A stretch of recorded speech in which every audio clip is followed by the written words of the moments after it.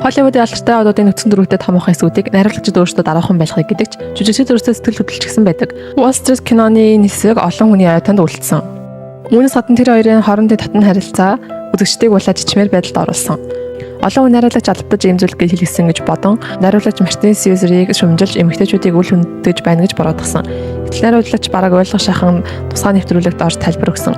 Тэр хэлэхдээ би талуухан эсүүдийг авахдаа Маргот Роббиг халаад өмсөй зөвлөдөг байсан.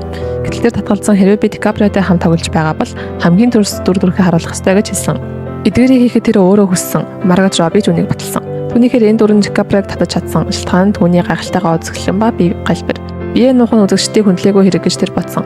Марготын тамаг ёсоор кинод гарамгцсан асарыг хамжилт болсон төдийгүй түүний карьер шинэ төвшөнд гарсан. Гэтэ ээж нь киног үзхийг хүсгээд тэр ээжийнхээ нүдийг тагилдаг байсан гин. Гэр бүлийнхээ өмнө ингэж харагдах нь эвгүүлтэй. Мөн шалгалтын үеэр найруулагч Марго Дикаприо хоёрыг хэрэлдэж байгаа эсэхийг тоглох гэхэд Дикаприо шууд тухайн акшнд дүрдээ орон хашгирч орилсон. Тэр үед Марго Робби чочирдоод гатсан. Тэгээ гин тухайн орчууд Дикаприог алгадаад авсан. Үүнийг хараад өөрөө чив чимээгүй болов. Тэгээд л найруулагч гол дүрийн эмэгтэйгээр сонгосон.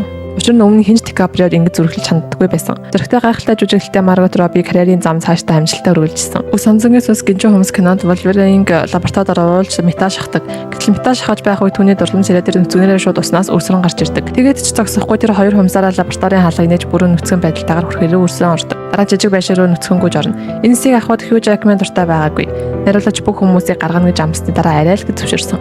Гэвч зураг авалтын өдөр тэр шоконд орсон. Учир нь багийн эмэгтэйчүүд зураг авалтны талбайг битүү бслээд дээрээс нь түүнийг шоглож тоглож хиламаар өдөж байв.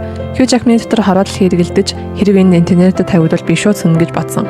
Бүр уур нь хүрээд хоёр хумсараа нууц хэсгийг алхалсан. Гэтэл санаанд гүүгээ өөрийн гараа хумсараа зүсчихсэн. Энэ явдлыг санах бүр сэтгэлдэнд гүн шарах байдаг л гин.